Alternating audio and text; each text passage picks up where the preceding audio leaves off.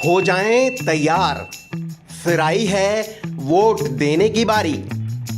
आपके वार्ड, आपके गली, मोहल्ले में आ रही है इलेक्शन एक्सप्रेस। नेताजी से पूछेंगे सवाल, जनता बताएगी किस में कितना है दम। निगम की सरकार से वार्ड की सूरत तक सुनेंगे सुनाएंगे जनता की बात। हो जाएं तैयार, आप तक जल्द आ रही है एमपी न्यूज की इलेक्शन एक्सप्रेस। नमस्कार, इस वक्त इलेक्शन एक्सप्रेस खड़ी है वार्ड क्रमांक 80 में और यहाँ पर जो है हम देख रहे हैं काफ़ी सारा विकास हो चुका है। सड़कें जो हैं बनी हुई हैं, पेपर ब्लॉक्स लगे हुए हैं, सफाई भी हुई है। बावजूद इसके जो है कुछ तो समस्या रही होंगी और होनी भी चाहिए, तभी जो है दूसरे प्रत्याशी जो है जीत के जब आएंगे तो जो वार्ड है आदर्श वार्ड के साथ साथ स्मार्ट वार्ड बनेगा। इस वक्त जो है हमारे साथ प्रशांत बड़वे जी जो है भारतीय जनता पार्टी से अपनी प्रत्याशी जो है उन्होंने दावेदारी पेश की है। आपका बहुत बहुत स्वागत है। धन्यवाद आपका। आपसे जानना चाहेंगे कि इस वार्ड में आप किन मुद्दों के साथ उतरे हैं? इस वार्ड में आपको बताऊं कि हमारी भारतीय जनता पार्टी के लगभग 25 से 30 साल से हमारे और से पहले से हमारे ही पार्टी के पार्षद और सब समर्पित और कर्मठ पार्षद थे।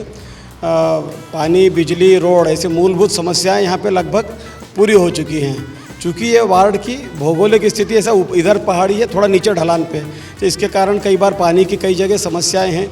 कई जगह नाले की समस्या, क्योंकि पानी ऊपर से बह के आता है इंदौर, तो कई बार जैसे यहाँ पे अपन बात करें तो यहाँ पे भी एक नाले की समस्या बार बार बताई जा रही है।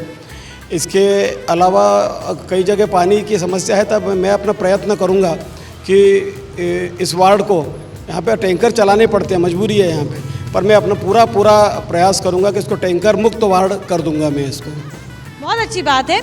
अभी तक हम जहाँ भी गए, जहाँ जल समस्या थी, पेयजल समस्या थी, वहाँ पर ये बात ज़रूर होती थी, प्रत्याशी ये बात ज़रूर करते थे कि यहाँ पर जो है हम पूरी कोशिश करेंगे कि यहाँ पर हर घर तक जो है पानी पहुँचे। पर पहली बार हमने सुना कि इस वार्ड को जो है टैंकर मुक्त वार्ड बनाएंगे। ये बहुत अच्छी बात है और अच्छा होना भी चाहिए।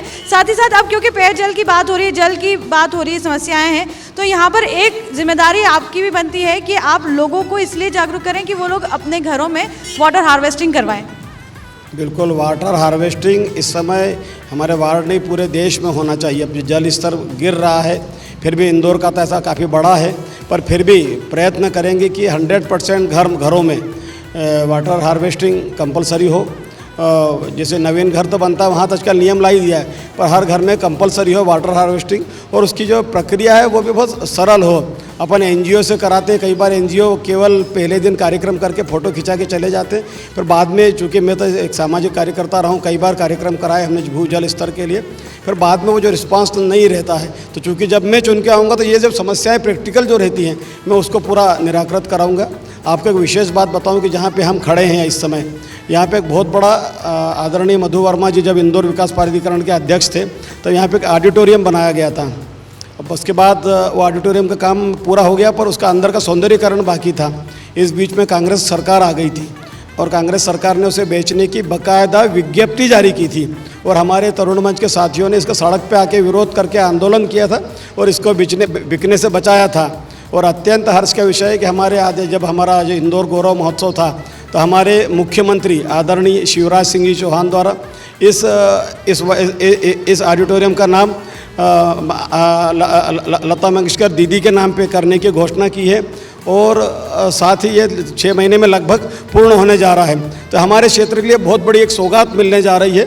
इस ऑडिटोरियम में मैं ज़रूर पूरा प्रयास करूंगा कि चूँकि ऑडिटोरियम तभी संचालित होता है जिसमें सामाजिक संस्थाएं जो या धार्मिक संस्थाएं आयोजन करती हैं, तो आयोजन में सामाजिक इसके संचालन में सामाजिक संस्थाओं की सभी वर्ग के सामाजिक संस्थाओं की सहभागिता इसके अंदर हो और वो मिलके इसको संचालन करे, ऐसा मैं पूरा प्रयास करूँगा।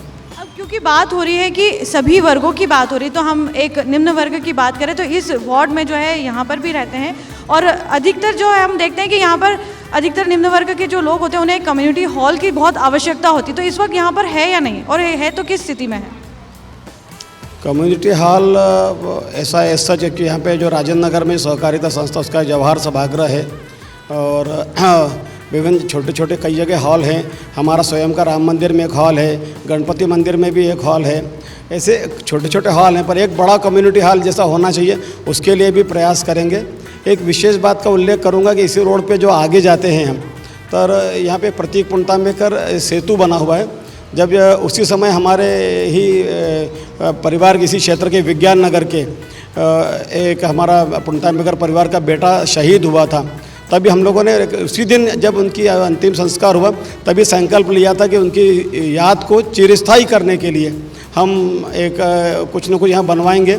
तब जब ये ब्रिज का निर्माण हो रहा था तो हमने सबने 10,000 लोगों ने आंदोलन करके विभिन्न सामाजिक संस्थाएं, तरुण मंच, विज्ञान नगर, रहवास संघ, गणपति मंदिर, विभिन्न संस्थाओं ने मिलकर मुहिम चलाई थी।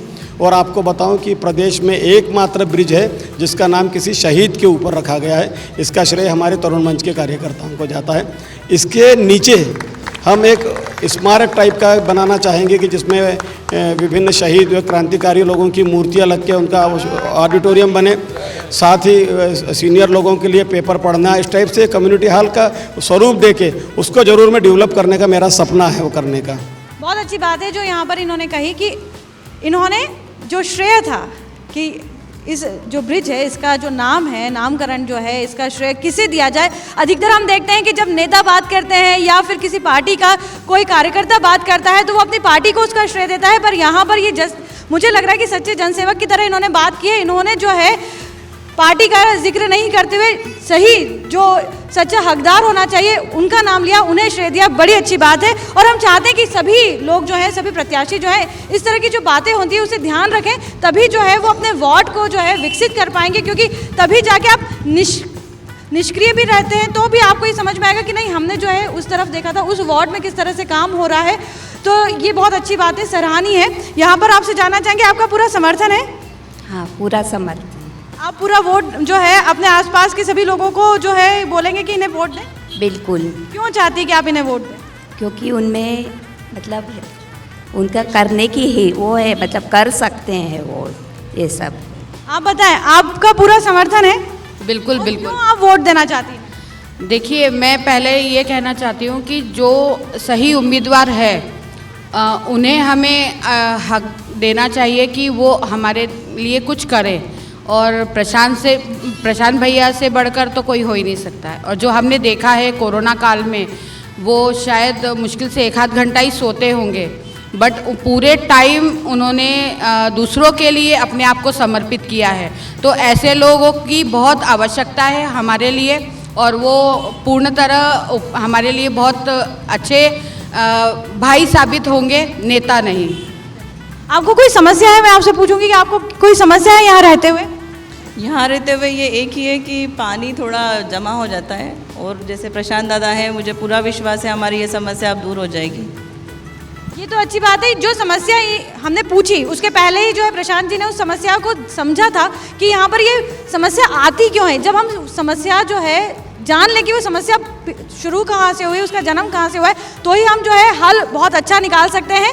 यहाँ पर और भी लोग हैं, उनसे जानते हैं कि उनका समर्थन जो है प्रशांत जी को है, तो वो किस लिए उनका समर्थन करते हैं। आप प्रशांत जी को क्यों समर्थन कर रहे हैं? मैं प्रशांत जी को इसलिए समर्थन करना चाहता हूँ क्योंकि यहाँ पर जो मूलभूत सुविधाएं हैं वो तो सभी पूर्ण कर दी गई है, जो कि काफ़ी समय से यहाँ पर भारतीय जनता पार्टी की सरकार रही है, और आगे विकास की ओर हमेशा ये वार्ड जो है नई ऊंचाइयों की बुलंदियों को छूने वाला है, जिसके लिए प्रशांत जी बढ़ चढ़कर सहयोग कर सकते हैं। प्रशांत जी काफ़ी एक्टिव रहे हैं और आगे भी उम्मीद है कि प्रशांत जी के ही मार्गदर्शन में ये सारी मूलभूत सुविधाएं और आगे प्रगति की ओर जो अग्रसर होने वाला है वार्ड, वो इन्हीं के मार्गदर्शन में पूर्ण होगा। आप अपना वोट देंगे इन्हें? जी बिल्कुल देंगे, हम पहले से भी देते आए हैं। जहाँ तक प्रशांत जी का सवाल है, जब से मैं इनको जानता हूँ लगभग 15-20 सालों से सामाजिक गतिविधियों में पूरी तरफ से लिप्त रहते हैं और हमेशा एक दूसरे की मदद करते रहते हैं। आज पार्टी ने इनको मौका दिया है और पूरी यहाँ की वार्ड 80 की जो जनता है बढ़ चढ़ के भारतीय जनता पार्टी के इस प्रत्याशी के लिए काम कर रही है और भारी मतों से विजयी बनेंगे ये, ऐसा मेरा शुभकामनाएं। प्रशांत जी, आपसे जानना चाहेंगे कि जब लोग हम पे इतना विश्वास जताते हैं तो हमारी जिम्मेदारी हो जाती है, और बहुत बड़ी जिम्मेदारी होती है कि हम उस विश्वास को कायम रखें। तो कैसे आप इस जिम्मेदारी को देखते हैं और कैसे निभाने का आपने सोचा है?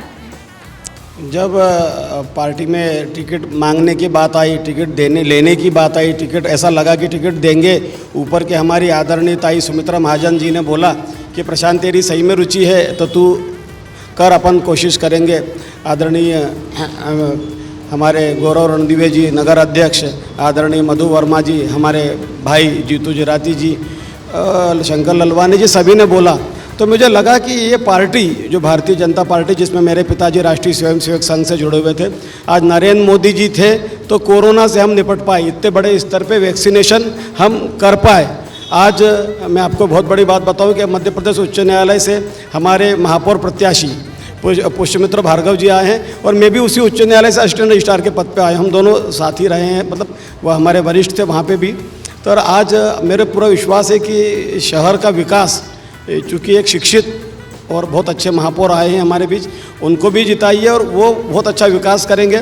और मैं भी चूँकि इस पार्टी से बिलोंग करता हूँ तो मुझे ऐसा लगता है कि भारतीय जनता पार्टी द्वारा शहर को जो एक टेम्पो से एक मेट्रो का सफ़र शहर तय करने जा रहा है, तो मुझे लगता है कि ये एक बहुत अच्छा सफ़र होगा और शहर एकदम मिनी बॉम्बे बनेगा, ऐसा मुझे लगता है, और हम बनाएंगे उसको कैसे भी करके। यहाँ पर जो है कई सारी महिलाएं हैं, उनसे जानते हैं कि क्योंकि पूर्व में भी भारतीय जनता पार्टी की सरकार रह चुकी है, तो उस वक्त से लेकर अभी तक में आपको क्या चेंजेस लगते हैं कि ये बड़े बड़े यहाँ पर बदलाव हुए हैं? बहुत ही ज़्यादा बदलाव हुआ है, ये तो हम सभी देखते हैं। तो मुझे लगता नहीं कि जब 5 साल में हम इंदौर नंबर 1 बना चुके हैं तो 6वीं बार बनाने से भी हमको कोई नहीं रोक सकता।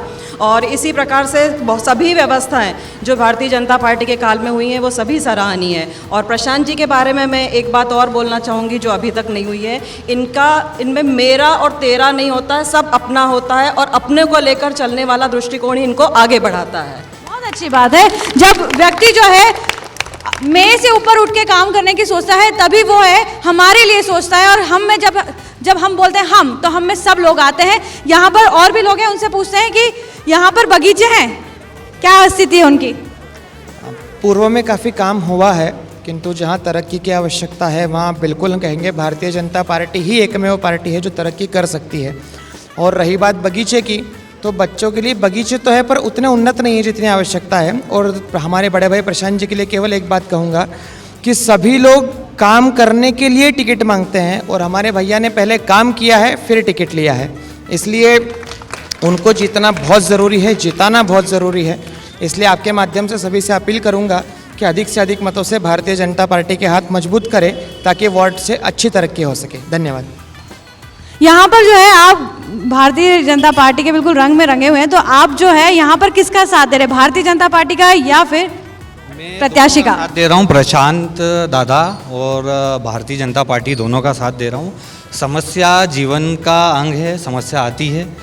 जो मेरे को प्रशांत दादा की जो सबसे अच्छी और गहरी बात लगी देश के लिए, मेरा ये मैसेज है हर जनता को, VIP परस्पर वार्ड 80 की जनता को मैं मैसेज देना चाहता हूँ कि ये व्यक्ति प्रशांत दादा द्वारा राजेंद्र नगर ब्रिज के नीचे जो देश के प्रति हमारे सैनिक बलिदान दे रहे हैं, उनके लिए उनका स्मारक बनाने की जो उनकी इच्छा और योजना है, उस वजह से मैं उनका साथ दिल से और अपनी आत्मा से देना चाहता हूँ। आप बताइए, जिस तरह की बातें हो रही है, जिस तरह से सभी लोग समर्थन जता रहे हैं, आपका भी पूरा भरोसा है कि प्रशांत जी जो हैं, जो वादे कर रहे हैं चुनाव से पहले, चुनाव जीतने के बाद भी उन वादों पे खरे उतरेंगे? बिल्कुल खरे उतरेंगे। और लोगों ने पूर्व में भी देखा है कि जब तक यहाँ पे कोई किसी प्रकार की परेशानी या संकट आए तो उन्होंने अब स्वयं आगे, सबसे पहले आगे आए और अपनी टीम के साथ उन्होंने दिन रात एक करके निस्वार्थ भाव से काम किया है और लोगों को कई परेशानियों से उन्होंने निजात दिलाई है। तो हम भविष्य में उम्मीद करते हैं कि हमेशा भी इस वार्ड को वो इंदौर का नंबर 1 वार्ड बनाएंगे और देश का प्रधानमंत्री जी के हाथ मजबूत करेंगे, जनता पार्टी को मजबूत करेंगे। प्रशांत जी, आपसे जानना चाहेंगे क्योंकि यहाँ पर बहुत सारा समर्थन जो है, सभी लोगों का जो समर्थन है वो आपको मिल रहा है, यहाँ पर सरकारी योजनाएं जो है सभी वार्ड के सभी लोगों तक पहुँच पाई है बराबर? सरकारी योजनाएं वार्ड में पहुंचने का सबसे बड़ा कारण जो है वो अभी तक जो हमारा नगर निगम का ऑफिस था वो भौरका चौराहे के पास दीनदयाल उपवन के पास में था। अब जो नगर निगम का हमारा ऑफिस है हमारे वार्ड के अंदर ही प्रगति नगर पानी के नीचे शिफ्ट हो रहा है, आधा हो गया, बाकी प्रयास करूंगा पूरा ऑफिस जो भी चीज़ें हैं यहाँ पे आए, किसी को कोई फार्म लेना है, किसी को कुछ लेना है, तो उसको वॉकिंग डिस्टेंस पे आ गया है। तो एक बहुत बड़ा मूल कारण है कि हर चीज़ यहाँ तक पहुँच पाएगी, यहाँ तक निश्चित तौर पर लोगों तक पहुँच पाएगी। हमारा जनता से जीवंत संपर्क है। आदमी को रात बिरात कभी भी लगता है तो वो हमको बताता है, हम उससे संपर्क है। समस्या है कि मैं एक एक समस्या से, क्षेत्र से भली भांति अवगत हूँ, क्योंकि वार्ड का विकास तो हुआ है, पर वार्ड का जो संचालन होता है अपने को, तो वो तो आगे चलना ही, या लाइट बंद है या पानी नहीं आया है तो समस्याएं हैं। तो इन समस्याओं से, मूलभूत समस्याओं से मैं अवगत हूँ। मैं विश्वास दिलाता हूँ आपके माध्यम से कि मैं कहीं अपनी ओर से कोई कसर नहीं रहने दूँगा। अच्छी बात है। अच्छा, आखिर में एक चीज़ जानना चाहेंगे कि जैसे हर नेता के साथ होता है, वैसे मुझे उम्मीद तो नहीं है कि जब चुनाव होते हैं तो वादे किए जाते हैं, फिर बाद में चुनाव जीतने के बाद जो है वादे तो तोड़ दिए जाते हैं, जो प्रत्याशी है वो ही नदारद हो जाते हैं और ये शिकायत आती है कि फ़ोन ही नहीं उठाया उन्होंने, उनसे मिलने जाते हैं तो मिलते ही नहीं है। तो इस जो ये शिकायत है आप तक आपके लिए आएंगी कि नहीं आएंगी? मेरे को लगता तो नहीं यार, मैं जब प्रत्याशी नहीं था तब भी लोगों के सारे फ़ोन रात को 2 बजे भी उठाता था। तो मुझे, मैं केवल यहाँ बोल नहीं रहा हूँ, आप यहाँ किसी से भी पूछे कि मैं रात को 2 बजे भी फ़ोन उठाता था, तो मुझे लगता नहीं कि ऐसी कोई समस्या आएगी। वादे पूरे करूँगा, पर यह बात भी सही है कि लोगों की अपेक्षाएं बहुत ज़्यादा होती हैं। थोड़ा सा मैं ऑब्जर्व कर रहा हूँ आम जन का कि चुनाव के समय थोड़ी अपेक्षाएँ बढ़ ही जाती हैं, क्योंकि आप वोट मांगने जाते हो तो बढ़ जाती हैं। पर मैं पूरा विश्वास दिलाता हूँ कि मैं कहीं कम नहीं पड़ने दूंगा। अंत में आपके माध्यम से एक बहुत बड़ी बात पूरे अपने इंदौर के, पूरे देश के लोगों से कहना चाहता हूं कि उदयपुर के घटना के बाद अब तो यार संगठित तो हो जाओ कम से कम। नहीं हो तो उदयपुर इंदौर नहीं बने, इसके लिए आप सब लोग कम से कम इसके लिए संगठित हो। जय श्री राम। बहुत अच्छी बात है। यहाँ पर हमने जो बात करी है उससे तो ये लगता है कि प्रत्याशी जो है वो किसी पार्टी के नहीं है, वो जो है देश के लिए है और देश के नागरिक के रूप में जो है यहाँ से चुनाव लड़ रहे हैं, क्षेत्र के जो है रहवासी के रूप में जो है यहाँ से चुनाव लड़ रहे हैं। और हम हर उस व्यक्ति के साथ होते हैं जो सच्चा होता है, सक्रिय होता है और जनता के लिए काम करना चाहता है। तो हम यही चाहते हैं यहाँ की जो जनता है उनसे भी कि सच्चे, सक्रिय और अच्छे लोगों को चुने। आपका जो कीमती मत है वो ना सिर्फ इनके लिए, आपके लिए भी बहुत कीमती है, क्योंकि वही एक वोट जो है, वही एक मत जो है आपके इस वार्ड की और आपकी दिशा और दशा दोनों बदलेगा। नमस्कार।